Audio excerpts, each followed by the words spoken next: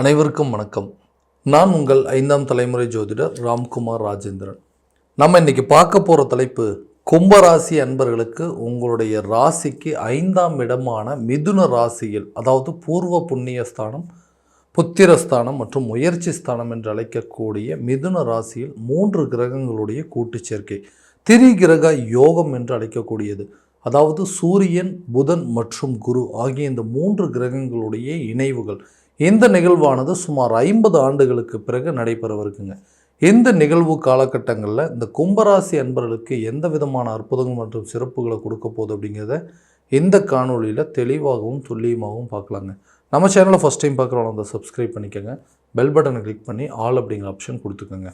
கும்பராசி அன்பர்கள் சனி பகவானை அதிபதியாக கொண்டவர்கள், தைரியத்தோடு எந்த காரியத்தையும் செய்து முடிக்கக்கூடிய நபர்கள், தைரியசாலிகள், துணிச்சல் மிக்கவர்கள், எல்லா விஷயத்தையுமே பிளான் பண்ணி கரெக்டாக பண்ணக்கூடிய நபர்கள். இந்த விஷயத்துக்கு இந்த மாதிரி இறங்கி பண்ணால் இதுக்கு தான் ரிசல்ட் அப்படிங்கிறத தெளிவாக தெரிஞ்சு அதற்குபடி கரெக்டாக ஸ்டெப் எடுத்து ஒவ்வொரு காரியத்தையும் சக்ஸஸ் பண்ணக்கூடிய ஒரு நபர்கள்.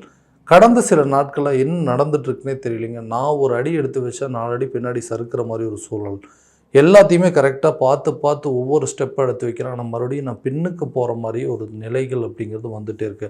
வாழ்க்கையில் முன்னேற்ற பாதையை நோக்கி செல்லக்கூடிய ஒவ்வொரு அடியுமே பார்த்திங்கன்னா தோல்வியில் தான் போய் முடிஞ்சிட்ருக்குங்க. எல்லாமே தெரியல, என்ன நடக்குதுன்னே தெரியல, எல்லாமே எனக்கு எதிராகவே நடக்கிற மாதிரி ஒரு சூழல். நான் ஒன்று நினைக்கிறேன்னா எனக்கு வேறு ஒன்று நடக்குதுங்க. இந்த நிலைகள்லாம் ஏன் நடக்குதுன்னு தெரிஞ்சுக்கிறதுக்கே என்னோடய வாழ்க்கையில் பாதி நாள் நான் வேஸ்ட் பண்ணுற மாதிரி ஒரு சூழ்நிலை அப்படிங்க ஆயிடுச்சு. வேலை விஷயத்தில் நான் எல்லா வேலையும் கரெக்டாக தான் செய்வேங்க, எல்லாமே கரெக்டாக தான் போய்ட்டு திடீர்னு என்ன தெரியல, அந்த வேலை செய்கிறதுல என்னால் சரியாக கான்சன்ட்ரேஷனே பண்ண முடியலைங்க. என்னோடய வேலையில் சரியாக ஃபோக்கஸ் பண்ண முடியல. ஏதோ ஒரு விஷயம் என்னை போட்டு தேவையில்லாமல் தடுத்துட்ருக்கு. அந்த வேலையில் என்னால் கான்சன்ட்ரேட் பண்ண முடியல. எந்ததோ காரணங்கள், குடும்ப சூழ்நிலைகள், கணவன் மனைவிக்கு இருக்கக்கூடிய பிரச்சனைகள், நிதி தட்டுப்பாடுகள், அவங்களுக்குள்ளே இருக்கக்கூடிய சில ப்ராப்ளங்கள், தன்னை சுற்றி நடக்கிற விஷயங்கள் எல்லாமே என்னை சேர்ந்து தேவையில்லாமல் என்னை ஒர்க்கில் டிஸ்டர்ப் பண்ணுற மாதிரி ஒரு சூழ்நிலையாக இருக்குது. கணவன் மனைவிக்கு இருக்கக்கூடிய பிரச்சனைகள் எல்லாமே இன்றைக்கி என்னுடைய வேலையில் ஃபோக்கஸ் பண்ண முடியல. இதனால் என்னென்னா, வேலை செய்கிற இடத்துல நான் தேவையில்லாத கெட்ட பேர் அப்படிங்கிறது ஏற்படுத்திட்டு இருக்குங்க. என்னால் அந்த இடத்துல வேலை செய்ய முடியல. அந்த இடத்த விட்டுட்டு வேறு ஒரு இடத்துக்கு வேலைக்கு போகலாம் அப்படின்னு நினச்சா கூட அந்த இடத்துல எனக்கு சரியான விதத்தில் எந்த ஒரு வாய்ப்புகள் அப்படிங்கிறது கிடைக்க மாட்டேங்குது. இருக்கிற இடத்துல எனக்கு எந்த ஒரு ப்ரமோஷனும் இல்லை. ரொம்ப நாளாக ஒர்க் பண்ணிகிட்ருக்கேன், ரொம்ப ஹார்ட் ஒர்க் பண்ணிகிட்ருக்கேன். ஏன்னா திறமசாலி அப்படிங்கிறது தெரியுங்க. எவ்வளவோ சில கஷ்டங்கள், சில அவமானங்கள் எல்லாத்தையும் அதாவது தாங்கிட்டு இன்றைக்கி எல்லாத்தையுமே சரியாக பண்ணியே ஆகணும். இந்த வேலையை எப்படியாவது நம்ம முடிச்சாகணும். நம்ம குடும்ப சூழ்நிலைக்கு இப்போ இருக்கிற காரணத்துக்கு இந்த வேலை நமக்கு முக்கியம்னு சொல்லி கஷ்டப்பட்டு செய்கிறேங்க. ஆனால் எந்த ஒரு இம்ப்ரூவ்மெண்ட் அப்படிங்கிறது இல்லை, ஒரு சேலரி இன்க்ரிமெண்ட் இல்லை, ஒரு ப்ரொமோஷன் இல்லை. எனக்கு பின்னாடி சேர்ந்தவங்களாம் இன்றைக்கி ஒரு நல்ல நிலையில் இருக்காங்க. என்னோடய நிலை இன்றைக்கி மாறவே இல்லைங்க. என்ன காரணம்னு யோசித்து இதனால் எந்த ஒரு முயற்சியுமே என்னால் அடுத்த லெவலுக்கு எடுத்து வைக்க முடியலன்னு யோசிக்கக்கூடிய நபர்களுக்கு இந்த 5ஆம் இடமான முயற்சி ஸ்தானத்தில் இந்த 3 கிரகங்களுடைய சேர்க்கை இருக்கும்போது சில பொறுப்புகளும் பதவி உயர்வுகளும் உங்களை தேடி வருங்க. நிறைய ரெஸ்பான்சிபிலிட்டிஸ் அப்படிங்கிறது கிடைக்குங்க. உங்களுக்கு உங்களுடைய சேலரி இன்க்ரிமெண்ட் அப்படிங்கிறது கண்டிப்பாக கிடைக்குங்க. வேலை தேடிட்டு இருக்கக்கூடிய நபர்களுக்கு புதிய வேலை வாய்ப்பு கிடைப்பதற்கான வாய்ப்புகள் அப்படிங்கிறது இருக்குங்க. வெளியூர் மற்றும் வெளிநாடு முயற்சிக்கு உண்டான யோகங்கள் இந்த காலகட்டங்கள் நடக்கும். இந்த சமயத்தில் உங்களை சுற்றி இருக்கக்கூடிய நபர்களுடைய தேவையில்லாத விஷயங்களை, கருத்து வேறுபாடுகள் அப்படிங்கிறது உருவாகும். அந்த விஷயத்தை முடிஞ்ச வரைக்கும் குறைச்சிட்டிங்க அப்படின்னா, அவங்கள பற்றி தேவையில்லாத விஷயங்களில் வாக்குவாதம் பண்ணுறது குறைச்சிட்டிங்கன்னா கட்டாயமாக அந்த வேலையில் நல்ல ஒரு வாய்ப்பு அப்படிங்கிறது உங்களுக்கு ஏற்படுங்க. எல்லா இடத்துலையுமே உங்களுடைய உண்மையான நிலை என்ன அப்படிங்கிறத தெரிஞ்சுக்கிட்டு அதற்குண்டானபடி ஒவ்வொரு முயற்சியில் எடுத்திங்கன்னா இன்னும் நல்ல பலன் அப்படிங்கிறது கொடுக்குங்க. தொழில் ரீதியாக தொழில் அப்படிங்கிற ஒரு விஷயங்கள் நல்லா எல்லாமே பர்ஃபெக்டாக தான் பார்த்து பண்ணிகிட்டு இருந்தாங்க. பிஸ்னஸில் என்னாச்சுன்னு தெரியல, திடீர்னு எல்லாமே முடக்கமாயிருச்சு. இது நல்லா தான் பண்ணிகிட்டு இருந்தேன், நல்லா போயிட்டு இருந்தேங்க. ஒரு காலத்தில் நல்லா இந்த பிஸ்னஸ் பண்ணுறதுக்கு நீங்கள் தான் கரெக்டான ஆளுன்னு சொன்னாங்க. எல்லாருமே மற்றவங்க பார்த்து பொறாமப்படக்கூடிய நிலை அப்படிங்கிறது இருந்துச்சு. ஆனால் இன்றைக்கி என்னுடைய நிலை எப்படி இருக்குன்னா, என்னை பார்த்து பரிதாபப்படக்கூடிய அளவுக்கு சூழ்நிலை மாறிச்சு. என்னால் பிஸ்னஸை சரியான விதத்தில் பண்ண முடியலைங்க. என்னால் எந்த ஒரு சேஞ்சஸ் அப்படிங்கிறது பண்ண முடியல. அதில் வரக்கூடிய லாபம் அப்படிங்கிறது பார்க்க முடியல. வெறும் நஷ்டத்தை மட்டுமே சந்திச்சிட்ருக்கேன். இந்த மாதிரி சூழ்நிலைக்கு எல்லாம் நல்ல பிஸ்னஸ் பண்ணிட்டு இருந்தாங்க, மற்றவங்கள பார்த்து பொறாமப்பட்டுட்டு இருந்தாங்க. உண்மையாகவே நல்லா பண்ணுறீங்க, பரவாயில்ல, இந்த பிஸ்னஸ் நீங்கள் பண்ணுறதுனால தான் இப்படி இருக்கு, இல்லை யார் பண்ணாலும் இப்படி தான் இருக்குமாங்கிற கேள்விகள்லாம் கூட வந்துச்சு. மற்றவங்க பார்த்து ஊரே பொறாமப்பட்டாங்க. இன்றைக்கி அந்த பிஸ்னஸ் என்னால் சரியாக பண்ண முடியல, எதுக்கு எடுத்தாலும் லாஸ் ஆகிட்டு இருக்குங்க, போட்ட பணம் எல்லாம் நஷ்டமாயிருச்சு, என்னால் வந்து இந்த நிலையிலேருந்து மீண்டு வர முடியாது, எனக்கு இந்த நிதி தேவைகள்லாம் பூர்த்தி ஆகணும்னா என்னோடய பிஸ்னஸில் நல்ல ப்ராஃபிட் வரணும் அப்படின்னு கேட்டிங்கன்னா, நிச்சயமாக அந்த வரக்கூடிய காலகட்டங்கள் அந்த 15ஆம் தேதிக்கு அப்புறமா உங்களுடைய பிஸ்னஸ் கண்டிப்பாக நல்ல ஒரு சக்ஸஸ் கொண்டு வந்து நிறுத்துங்க. இது வரைக்கும் நீங்கள் அந்த பிஸ்னஸில் என்னென்ன இழந்தீங்களோ அது எல்லாத்தையும் மீட்டு எடுக்கக்கூடிய காலகட்டமாக இருக்க போது பிஸ்னஸ் நல்ல ஒரு ப்ராஃபிட்டபுளாக வருங்க. இது வரைக்கும் நீங்கள் இழந்தது எல்லாத்தையுமே கண்டிப்பாக ரிட்டர்ன் எடுக்கக்கூடிய காலகட்டங்கள், அந்த பிஸ்னஸ் நல்லா சக்ஸஸ்ஃபுல்லாக கொண்டு போகிறதுக்கான சூழல் அப்படிங்கிறது நிச்சயமாக ஏற்படுங்க. திருமணம் சம்மந்தப்பட்ட யோகங்கள், திருமணம் அப்படிங்கிறது ஒன்று நடக்குமா, இல்லை திருமணங்கிறது ஒரு கனவாகவே போயிடுமான்னு சொல்லிட்டு நிறைய பேர் யோசனைகள் இருந்துருப்பேன். எனக்கு வந்து திருமணம் அப்படிங்கிறது என்னுடைய எதிர்பார்ப்புகள் அப்படிங்கிறது ரொம்ப கம்மிங்க. எனக்கு எதிர்பார்ப்புலாம் ரொம்ப ஜாஸ்தியாக இல்லை. திருமண வாழ்க்கை அப்படிங்கிறது ஒன்று அமைஞ்சால் போதுங்க, இருக்கிற வாழ்க்கையை நல்லபடியாக கொண்டு போகணும்னு நினைக்கக்கூடிய கேரக்டர் நான். ஆனால் எனக்குன்னு என்னென்னு தெரியலைங்க, ஏதோ ஒரு விதத்தில் தடைப்பட்டுகிட்டே இருக்குதுங்க. வரக்கூடிய வரன்கள் எல்லாமே தள்ளி தள்ளி போயிட்டே இருக்குது. ஏதாவது ஒரு சூழ்நிலையில் எனக்கு வந்து திருமணம் அப்படிங்கிறது அமையாதா, எல்லாம் கரெக்டாக நடந்து திருமணம் வரைக்கும் போன சில திருமணங்கள், இந்த கல்யாணம் வரைக்கும் போனது, தாலி கட்டுற வரைக்கும் போன நிறைய மேரேஜ் அப்படிங்கிறது நின்றுச்சுங்க. ஸோ நான் பண்ண பாவமாக தெரியல, என் குடும்பத்தில் இருக்கிறவங்க பண்ண ஏதாவது பிரச்சனையாக தெரியல, இந்த மாதிரி எங்கள் வம்சத்தில் வந்து திருமணம் அப்படிங்கிறது பெரிய தடைகளாக வந்துட்டு இருக்குது. யாராவது ஒருத்தருக்கு இந்த குறைபாடுகள் இருந்துகிட்டே இருக்குங்க. இதனால் வந்து குடும்பத்தில் இருக்கிறவங்களுக்கு தேவையில்லாத மன உளைச்சல்கள், அப்பா அம்மாவுக்கு பையனுக்கோ பொண்ணுக்கோ நல்லபடியாக கல்யாணம் பண்ணி வைக்க முடியலையே, அதே போல் கூட பிறந்த சகோதரன் சகோதரிக்கு, நம்ம சகோதரனுக்கோ சகோதரிக்கு நல்ல இடத்துல வந்து திருமண வாழ்க்கை அப்படிங்கிறது அமையலேன்னு சொல்லி ஒருத்தருக்கு ஒருத்தர் மனவேதனைகள், குடும்பத்தில் மன உளைச்சல்கள் அப்படிங்கிறது ஏற்பட்டுருச்சுங்க. அந்த நிலைகள் மாறுங்க. கூடிய விரைவில் குடும்பத்தில் திருமணம் சம்மந்தப்பட்ட அனுகூலங்கள் அப்படி இது ஏற்படும். நிச்சயமாக உங்கள் குடும்பத்தில் ஒரு திருமணம் சம்மந்தப்பட்ட யோகத்தை உருவாக்கக்கூடிய காலகட்டமாக இருக்க போதுங்க. அடுத்ததாக இந்த கணவன் மனைவிக்கிடையே இருக்கக்கூடிய பிரச்சனைகள், கணவன் மனைவிக்கிடையே தேவையில்லாத கருத்து வேறுபாடு. ஆரம்ப காலகட்டங்களில் எல்லாமே நல்லா தாங்க போயிட்டு இருந்தது, எங்களுக்குள்ளே ஒரு நல்ல அண்டர்ஸ்டாண்டிங், அன்யோன்யம் எல்லாமே இருந்துகிட்டு இருந்தது. என்ன நடந்ததுன்னே தெரியுது, திடீர்னு எங்களுக்குள்ளே ஒரு கருத்து வேறுபாடு வந்தது. ஒருத்தருக்கு ஒருத்தர் பேசி புரிஞ்சிக்க முடியாத ஒரு சூழல். என்னுடைய தரப்பு நியாயம் என்ன, என்னோடய தரப்பு விஷயங்கள் என்ன அப்படிங்கிறது கேட்குறதுக்கு என்னுடைய கணவரும் தயாராக இல்லை, என் கணவருடைய பிரச்சனையை கேட்குறதுக்கு நானும் தயாராக இல்லை. எல்லா விஷயமும் அப்படி டோட்டலாக மாறிடுச்சுங்க. நல்லா வாழ்ந்துட்டு இருந்த குடும்பம் இன்றைக்கி வந்து திடீர்னு பிரிந்து போகக்கூடிய அளவுக்கு சூழ்நிலை ஏற்பட்டுச்சு.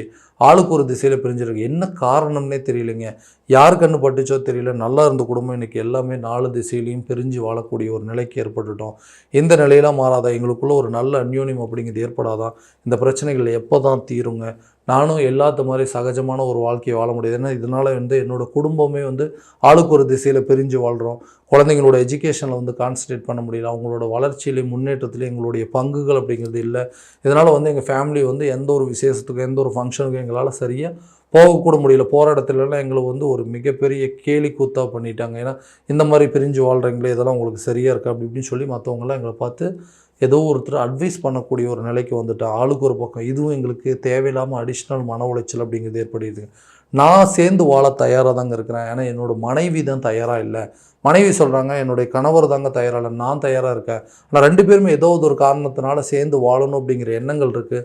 அந்த நிலை கரெக்டான சூழ்நிலை அப்படிங்கிறது உருவாக மாட்டேங்குது. அந்த மாதிரி ஒரு சூழ்நிலை உருவாகக்கூடிய காலகட்டமாக இருக்கும்போது இந்த நேரத்தில் நீங்கள் சில முயற்சிகள் எடுத்தீங்க, பேசி அந்த பிரச்சனையை தீர்க்க முயற்சி பண்ணிங்கன்னா கண்டிப்பாக அந்த பிரச்சனைகள் அப்படிங்கிறது கட்டாயமாக தீர்க்கும். அதே போல் காதல் சம்மந்தப்பட்ட விவகாரங்கள், லவ் பண்ணிகிட்டு இருக்கோம், ரொம்ப வருஷமாக லவ் பண்ணிகிட்டு இருந்தேங்க, இந்த லவ் அப்படிங்கிற விஷயத்தை திருமண லெவலில் எங்களால் கொண்டு போக முடியல, கல்யாண லெவலுக்கு கொண்டு போகணும்னு நினச்சா அதுவே ஒரு பெரிய பிரச்சனையாகவே இருக்குது, எந்த நேரத்தில் எந்த முடிவுகள் எடுக்க முடியும் அப்படிங்கிறதே தெரியல அப்படின்னு யோசிக்கிறவங்க. அதே போல் தன்னுடைய வாழ்க்கை அப்படிங்கிறது ஒன்று அமைஞ்சிருச்சுங்க, நானாக எதிர்பார்த்த வாழ்க்கை கிடையாது, அதுவாக அமைஞ்ச ஒரு வாழ்க்கை, அந்த அமைஞ்ச வாழ்க்கை எனக்கு பிடிச்ச மாதிரி மாற்றிக்கலான்னு முயற்சி பண்ணால் ஆனால் அது எதுவும் நடக்கலை.